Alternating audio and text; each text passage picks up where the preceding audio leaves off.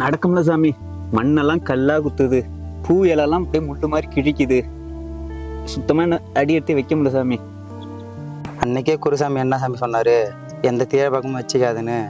நீ மாலையை போட்டு எல்லா தீபகம் வச்சுக்கிட்டு ₹1 தச்சனையை குருசாமிகிட்ட கொடுத்து மன்னிப்பு கேட்குற.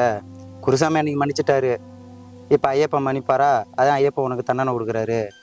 என் தப்ப நான் உணர்ந்துட்டேன் சாமி. மாலை போட்டு நான் அந்த மாதிரி தவறான செயலாம் செஞ்சிருக்க கூடாது. இன்னி மாதிரி சாமிகளுக்கு இது ஒரு பாடம். இப்போ கூட ஒன்றும் இல்லை சாமி, ₹1 காணிக்கை வச்சு ஐயப்பன் இதில் கொண்டு போய் கொடுக்குறேன்னு வேண்டிட்டு நடந்து வா. உனக்கு எந்த ஒரு பாதிப்பும் வராது.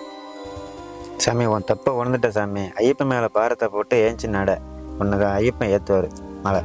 ₹1 காணிக்கையா ஐயப்பனை வேண்டிட்டு துண்டில் முடிஞ்சு வச்சுட்டு வா. இப்போ ஐயப்பன் பார்த்துப்பாரு.